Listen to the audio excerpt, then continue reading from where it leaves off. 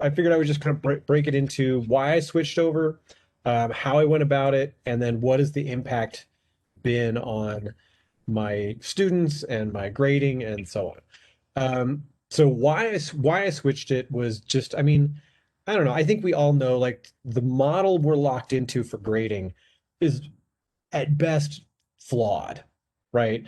No matter how you approach it. I mean, because we've got, for starters, I mentioned at a meeting a while ago, we've got three incompatible systems where students earn points, then are turned into percentages, which we turn into a letter, right? And those systems don't actually work together, but just the way it's evolved, because it wasn't until the early 70s that the system we have now was really in place. And it just kind of like our language, right? It's just all this piecemeal of all these different systems that were going on.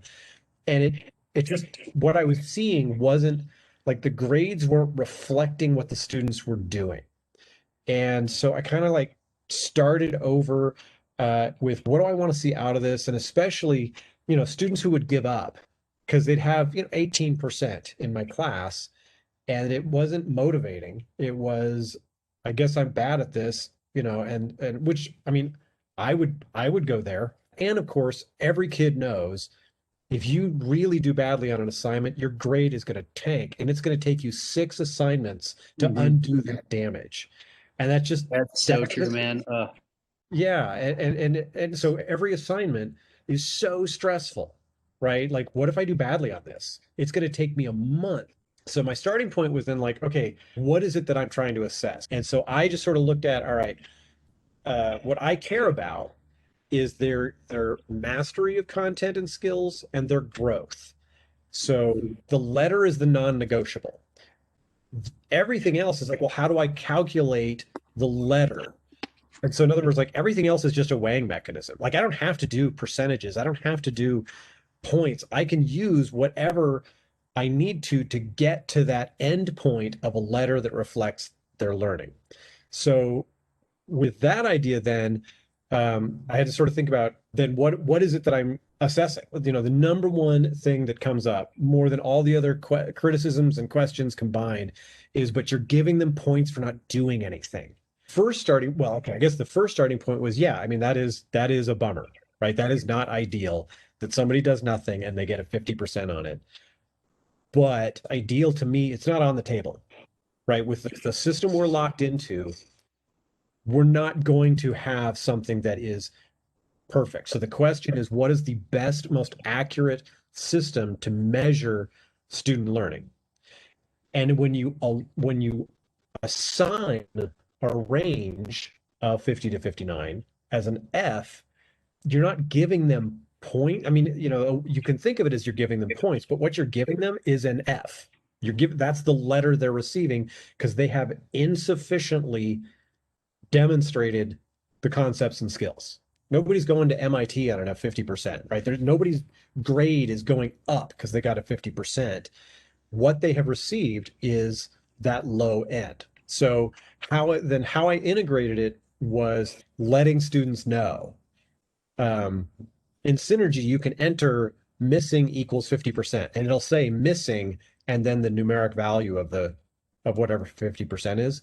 But letting students know and parents, if it says 50%, you didn't do it. It's every year. There's a little bit of like, hey, how come I got 50% on this? But what's also nice is that as soon as somebody says, how come I got 50%? I'm like, if it says 50%, I don't have it, you know, and then they can say, wait a minute, oh, maybe I didn't hit submit, and that kind of thing. Like that's the most common conversation is, I thought I turned this in. Why did I only get half credit?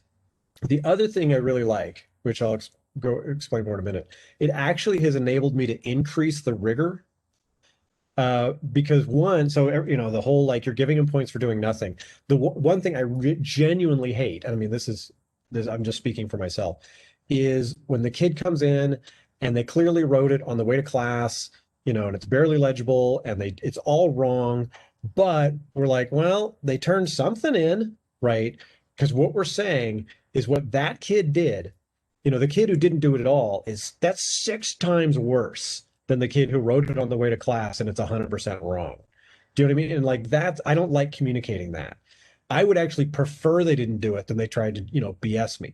And so by saying F means you did not demonstrate any understanding of the concepts, either because you didn't do it at all or you just didn't do it, right? You did something, but it wasn't it. That wasn't the assignment. But also, here, let me pull this up. Okay, so like with the 5 question quiz, so in English, that would be a reading check or something like that. But with our current scale, like these are your options. You get 5 out of 5, perfect. Or you miss one, and we're down to a B minus. Two is a D minus, and everything after that is just different levels of failure. And that, I mean, that's so the only options there are either you make your questions so easy that if they've even been like walking by the room during class time, they can get a couple of them. Or it's like gotcha grading, right? I knew you didn't do the assignment kind of a thing. And I mean that's just punitive. If on the other hand, for a small assignment, and again, there's a lot of different ways to approach this, but what I might do for a 5 question quiz is I'd make it out of 10 in terms of the score. And they just, as soon as they do that, like they're getting the 5, which again, that's the part that like it definitely takes some getting used to because now I am literally giving them 5 points. But again, that's the F that they're getting. But now if I do that, and now everything they get right is essentially a reward. I can make my questions more difficult now and more meaningful because now I've got a scale of perfect, A minus, B minus, C minus, right? And that 1 point is now 6 out of 10, which to me is a more reasonable representation of learning. Because if they get one question right, that's not great, but they got one right, and I can ask a more meaningful question. And so that is a D minus. But when you look at the math in other ways, so obviously this is a hypothetical, obviously I'm simplifying a lot, but let's say you had 10 assignments. Because again, the other big thing is like kids are just going to coast by, right? It's going to be demotivating to the higher functioning students, and the lower functioning students know they'd only have to do one thing to pass. And for the higher functioning students, I have never had that in any way, right? The kid who's stressing out in early October and is like, I only have a 90.8%. He's not going to suddenly be like, oh, I can do less and get a D minus. Great. Like it doesn't change that end of the spectrum barely at all.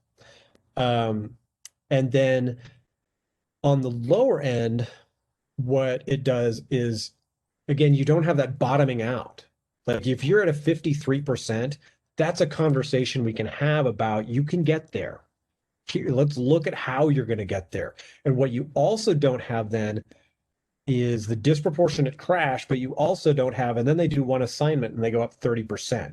Like there's a reasonable ebb and flow. So to kind of look though at the impact. So let's say, and again, I'm simplifying, you have 10 assignments, they all have equal value. And if you did 5 of those 10 and you aced them 100% perfection and didn't do the other 5 on our scale, you failed the class. And yeah, that's not great that you didn't do half the assignments, but the other half you did perfectly. And we're saying too bad. And so that part, a lot of times, that goes back to like, what are you scoring? Because a lot of people that just feels like that is unacceptable that somebody doesn't do all my assignments and gets a passing grade. Then if that's what you're scoring, if that's what you're trying to assess, did you do everything I asked you to? Then that's a whole other conversation, right? About what it is you're trying to assess. Obviously, I want everyone to do all my assignments. I try to set up my courses in such a way that you have to do most of it or all of it in order to do well. But that's not in the end what I want to know. I don't want to know, did you do everything I told you to do? I mean, for that matter, if you come into my class and I'm talking about how to write a good introduction, and you did that last year, you know that. If you don't do the practice introduction before the real assignment, and then you ace the real assignment, like I'm not that worried you didn't do the practice. You know what I mean? In the bigger picture. So to look at if I bottom out at 50%, now they do half of them. They don't do the other half. They ace everything they do. They're getting a C. And to me, that feels reasonable. If you absolutely ace half of what we do, you know, an adequate grade. Now, um, obviously that it would be different depending on how things are weighted. And on a bigger assignment, I wouldn't necessarily give them the 50%. In that case, it would be more likely they have to demonstrate a passing quality to get above the 60. So there's no real change in what they need to do to demonstrate a passing skill. There's just not that abyss from not completing something. So, of course, obviously, we're not usually talking about the kids who get 100% here that we're most concerned about. But if you did 5 assignments and you got a C and the other 5 you don't do them, you have absolutely crashed and burned. And here, though, you did half the assignments, you got a C on them, you didn't do the other half. That's a D minus, which again, yes, that's passing. A D minus, right? You have insufficiently demonstrated understanding, but you have demonstrated at least a degree of understanding to where you may be capable of moving forward. Yeah, I think you probably have. But I think it also really shows when we get into like if you do 9 assignments and you get an A and 95% on all of them and don't do one assignment, you're at a B now. For 1 out of 10 assignments that you didn't do, even though you got an A on everything else. On the 50% system, you're at an A minus. It's still got an impact, right? On the lower end, at a 92, drops you down to a B minus if you don't do that 10th assignment. With the 50% system, it still drops you down to a B. It's just now the A is within range. And so with all of these, that 50%, like all of those scenarios, that feels more equitable to me and reflecting the level of mastery that a student is demonstrating there. The big impacts, again, I have not had any kids saying, um, this isn't fair. The struggling students don't have to struggle enough for my satisfaction. I haven't had any higher end kids who give up. Um, I have regular conversations about this. That's why it says 50% because it's missing, but that's just sort of an ongoing communication piece. And I see a lot fewer students bailing out because passing is always part of the conversation.